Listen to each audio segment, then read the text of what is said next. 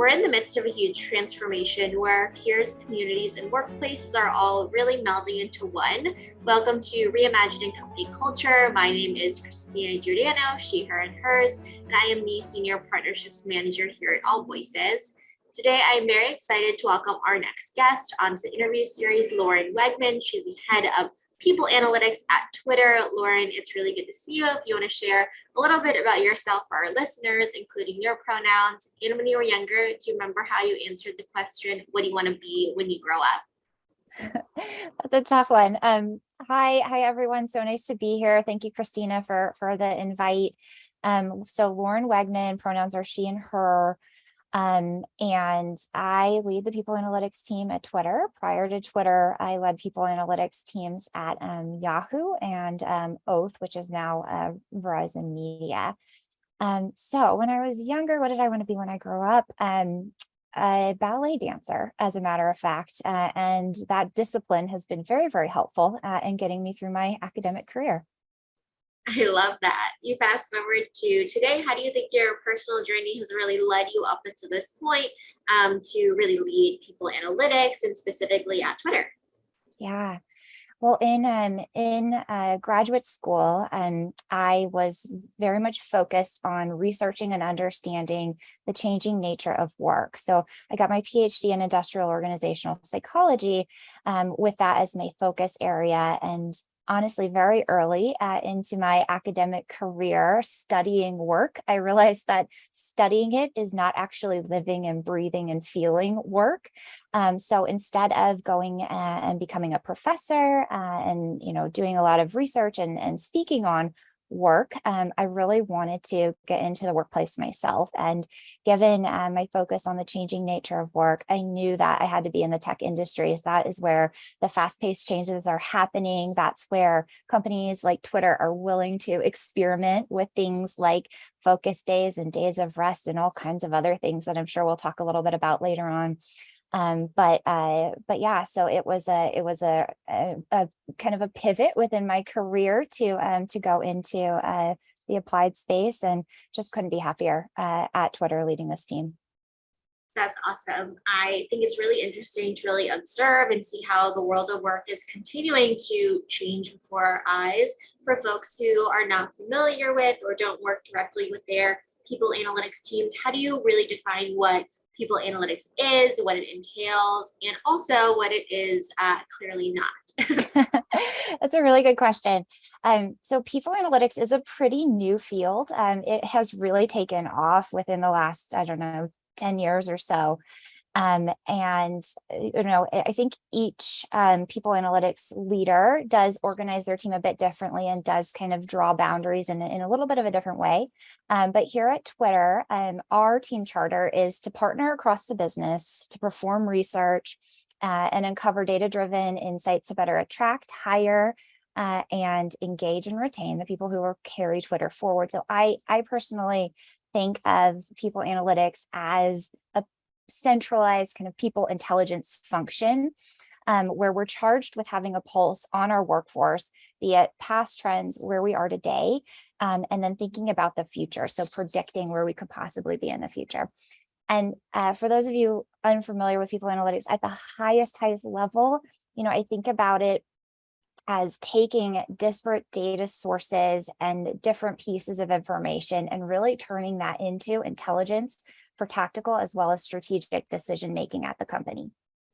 Yeah, I think that's very helpful to break down, really centralize the information, what story is the data telling as well, both qualitative and quantitative. I think we've seen a lot of organizations really ask how people are feeling and make those data-driven decisions, as you're talking about, to improve that employee experience. From your perspective, how do you think about measuring this dynamic thing of company culture, especially as folks are joining the team, leaving the organization in both a qualitative and quantitative way? Yeah, culture is really tricky. It is an intangible quality, and there's really it becomes really a challenge to measure it directly. From a quantitative standpoint, I'll take first, and that's really where we assess something related to culture, which we call climate. And mathematically, what that is it is taking each individual's perceptions within a team, within a department, within even an organization, and kind of aggregating those up to one score. So these can be things like perceptions of inclusion, collaboration, company pride, and then they become kind of climate for inclusion becomes the metric there. And I think one of the things that's really interesting is that once we have these kind of aggregated climate values, we actually look for agreement. So essentially, how far off or how close together are the individual scores that make up this aggregate perception? So if there's only small variation within the individual scores, then the climate is strong. And that means there's a lot of agreement. Stronger cultures tend to be more felt, more easily seen by an observer. And if there's little agreement, then we consider that climate to be weak. And what I think is super important about climate as well as culture is that climate perceptions have the influence to actually impact business outcomes that we care about. So things like turnover, things like fit perceptions, and in some cases, even profitability. And because those stronger cultures are more felt, that can be a reason to join a company, to leave a company. So those are really important aspects to lean into from an attraction and selection and retention perspective. And I have an example if you're open. Yeah, absolutely. Okay, so this was research that I conducted a pretty long time ago now, but what we did was we gained access to data from a restaurant chain. So thinking of servers and workers within the restaurant industry on the front lines. And this was for a dining chain. So we had this for each restaurant across the United States. And what we did was we took each of those restaurants and we aggregated those employee responses on collaboration up to that restaurant level. And what we found was that, we had some restaurants with high collaboration climate, some with low and some in between.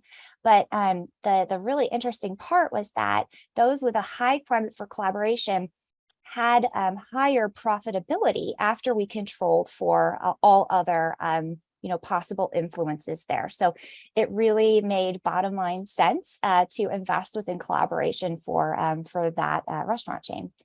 And I know I haven't touched on qualitative, so I'll take that now. Yeah. So, I think while we were talking about climate for qualitative, this is really where we understand those tangible artifacts of the culture, what they are and how they can be identified. And these, they're likely to vary by company.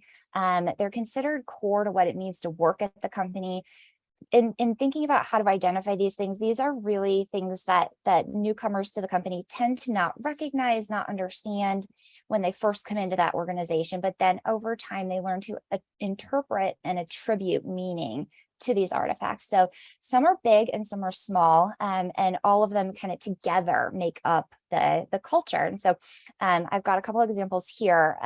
My time at Yahoo, this is a small example, but my time at Yahoo, our CHRO, Brian Power, amazing guy, but he occasionally would bring this purple bike into the office that had a cooler on the back, and that cooler said "Purple People Feeder," and he went around the different teams and he gave us all, popsicles or ice cream or what have you. But it really became kind of part of our kind of fun culture and wacky culture at Yahoo. And then at Twitter, kind of a bigger example of culture from a qualitative perspective is we really lean into this concept of one team. It is, I think, our most tangible kind of core value in the company, and so we call our all hands one teams. We do or we have done kind of all in person offsites in different places, and that we call that kind of a one team celebration together. So it's very much a culture for that aspect of collaboration and not thinking in silos, and being part of Twitter is being part of that one team. Yeah, I appreciate those really specific examples to see these are the tangible ways that we're thinking about company culture. I love the phrase you used around like kind of the stronger cultures are really more felt too, when you're being seen, heard, and understood as an individual, as a team member as well. I want to touch on that kind of collaboration piece too. I saw that Twitter shared the IDEA or IDEA, inclusion, diversity, equity, accessibility Q1 2022 report out with the public. Can you tell us about your role and your team's role and really contributing to the data and the insights of this project? Yeah. So first of all, I'm so proud of what Twitter has been able to do from a IDEA perspective. And I partner extremely close with our head of the IDEA team, James, on everything and anything that has to do with measurement of perceptions like inclusion or representation, or really anything that involves metrics and numbers. And this is an example of an external quarterly report. My team is the ones behind the scenes running the numbers, doing there's an external dashboard that's available that anyone can take a look at. And we update all of that information on a quarterly basis, which is pretty unique to tech companies. And most of, at least what I've seen, tends to be just more of an annual process. But we're committed to showing progress. We are committed to, saying what's working, but also what's not working. And I think in that way, we're trying to lead through transparency within the idea space. Absolutely, transparency. And I think that speaks to accountability as well. A lot of great work being done there as well.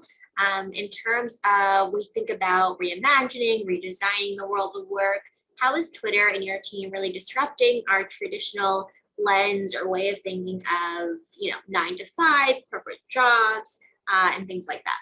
Yeah. So I have to say, Twitter pretty early. So back in 2019, we got behind this concept of what we call decentralization. And so this was pre-COVID, and we started experimenting with, hey, what if we allowed for, X number of work from home days for a given team or department? Or what if we piloted doing like an all week no meetings day? So we already had a lot of insights from some of this early kind of experimentation. And then obviously when all of us were thrown into the great experiment that became 2020 and even into 2021, we had some best practices already, and we were able to really early lean into those, which I think was very helpful in terms of maintaining stability for our workforce. We call them tweeps, so our tweet force, as well as increasing tweep, pride in the company, feelings of support, and things of that nature.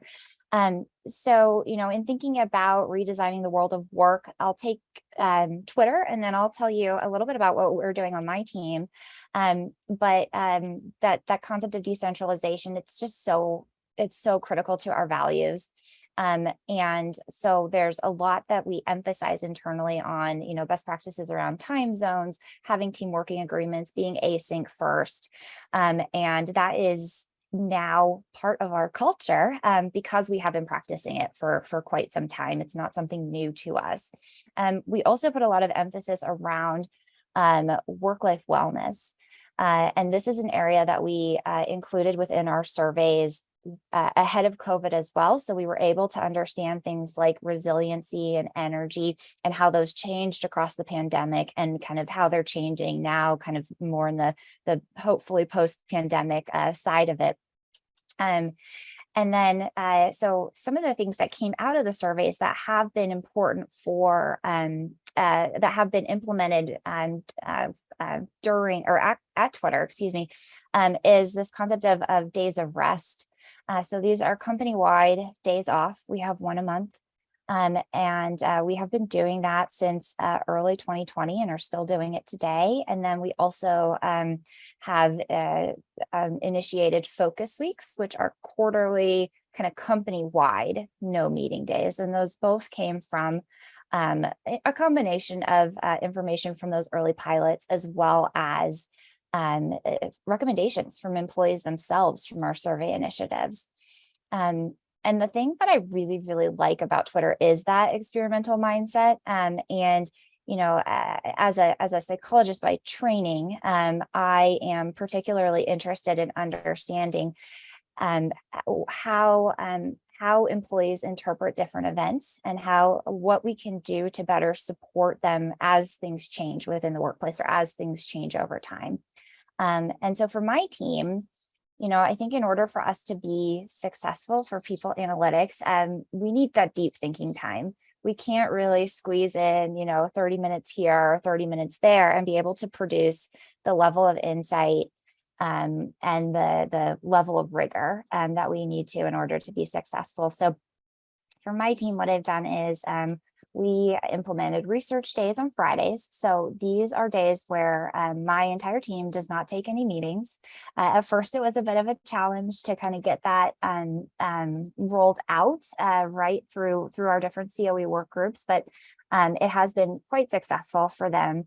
And then we also do focus days, so no meeting days, the day before a vacation and the day after a vacation. And that really has been helpful in helping the team to kind of wrap up work on the front end and then catch up on the back end so that they don't feel that they have to, throughout their vacation, right, check in.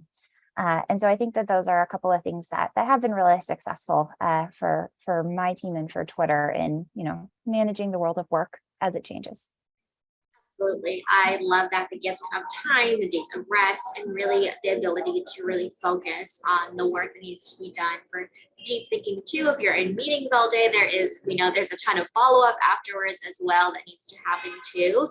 And really thinking critically and strategically, making the time and space, recognizing that, operationalizing those non-negotiables for team members as well is super important. You mentioned kind of this phase of experimenting and really making sure that we're thinking differently about kind of the traditional ways work has played in our lives too. These past few years, we've seen a lot of organizations really audit their processes and work. How else have you really innovated on how you collect or, the people analytics processes over the past few years that you want to share with folks who are listening? Yeah. So there's a lot that's happened within the last couple of years.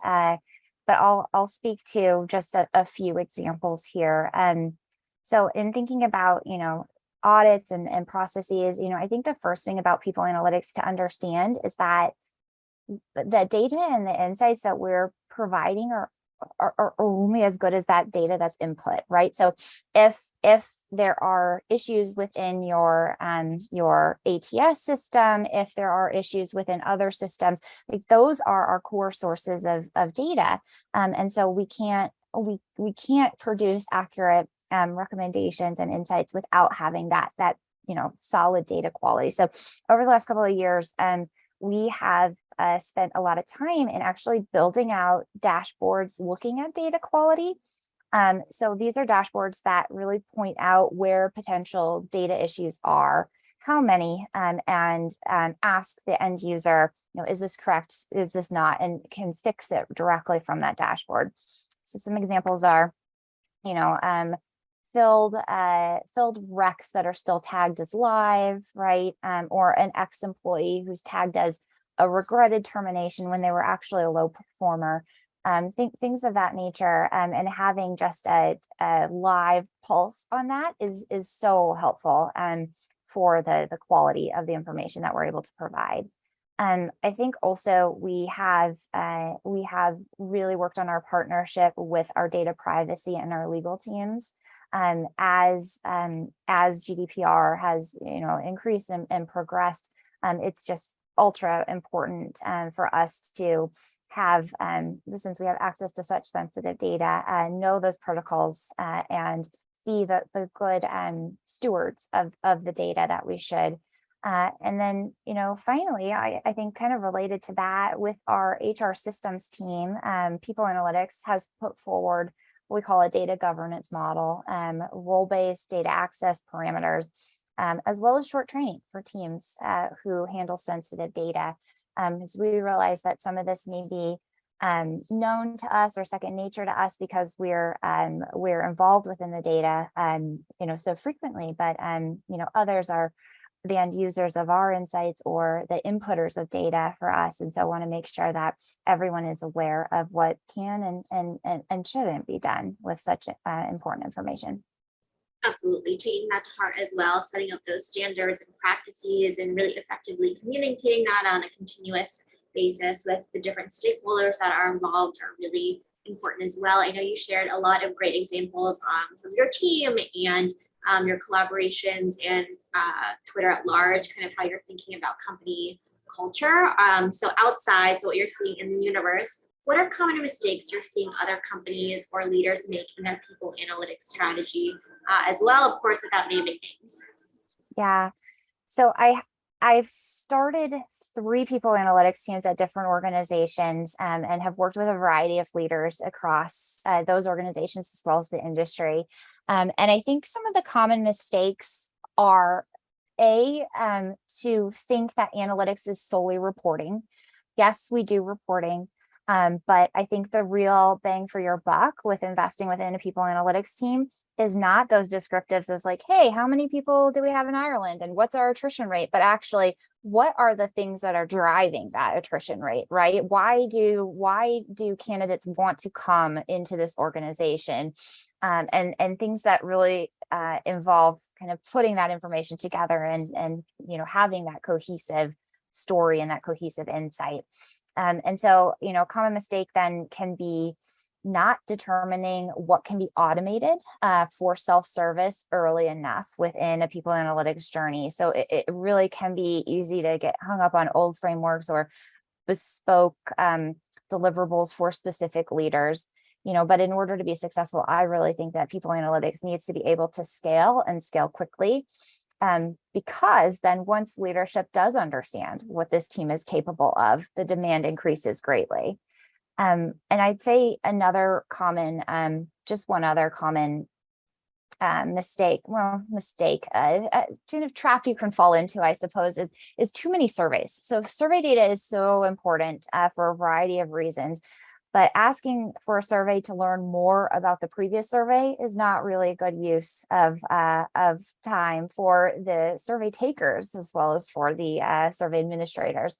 So the important part of the survey is the analysis and what can be learned from it. As I said before, like what is driving intent to stay? What is driving productivity? These relationships tend to be pretty stable over time.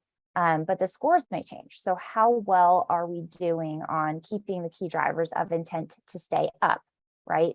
And that's the important takeaway, and that's pretty steady across time. So it's I think in my opinion, it's a misconception that survey data becomes stale the week after. The scores themselves may, but those relationships that are really important for making those strategic decisions tend to be pretty stable. Absolutely. Survey fatigue is definitely real, and you have to be intentional with the questions you're asking, the point in time you're asking, and then what you do, the actions, and how you convey that to the team as well, going back to communication.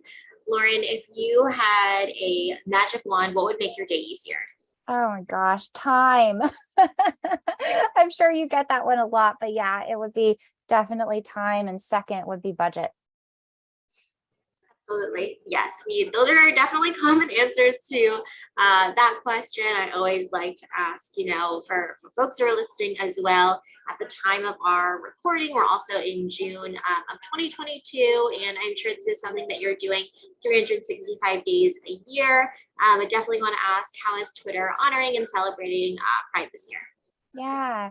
So just this week, our Twitter Open BRG launched their We Belong campaign. So Twitter Open is our global resource group for lesbian, gay, bisexual, transgender, queer, intersex, asexual, and allies. Twitter Open is made up over 800 tweeps and allies around the world. Wow. I know, yeah. And this year's campaign is rooted in gathering together as a community. I really like this. One of our BRG members said it in kind of understanding what that means. They said, no matter where or who you are, just remember that we belong. And I think that that's just so powerful and important. And a little bit on how we're honoring this year and celebrating Pride is through building awareness through or for some grassroots organizations that are really doing the deep community work. We're also showing up at Pride marches in different cities and holding a financial wellness workshop. That's awesome. It sounds like a really holistic kind of way to think about honoring and really celebrating pride, and really, again, going back to making sure people feel like they belong at an organization as well year round. Lori, we've talked about a lot in our time together. Is there anything that I didn't ask that you want to share with folks who are listening, or underscoring any kind of key insights you hope listeners bring with them? Yeah, just one really quick thing. There's a quote from a researcher that I've been quoting a lot lately, but I think that it really hits the point of why people analytics is so important. And the quote is, many organizations are drowning in data, but starving for information. And this is really core of what people analytics does, taking those disparate data sources and information and producing the intelligence for input into that strategic decision making. So it's much more than just storytelling with data. It's much more than just reporting. And through our analysis, we can identify and articulate your organization's culture and help you use it to gain a competitive advantage in this crazy market, as well as promoting a healthy, inclusive, and collaborative work environment. So yes, a little biased toward the value of people analytics, but I really do think that it is a key to success during this time of immense changes in the workplace and workers. Absolutely. And that's something that we believe here at AllVoices as well, just the value of data and making sure that you're really prioritizing this information as well. Lauren, thank you so much for being on Reimagining Company Culture this afternoon. Yeah, thank you for having me. I appreciate it. Of course, and as a reminder for folks who are listening, at AllVoices, we really believe in employees and employers being seen, heard, and understood, and know it's a requirement for the business to really succeed overall. Have a great rest of your day, everyone.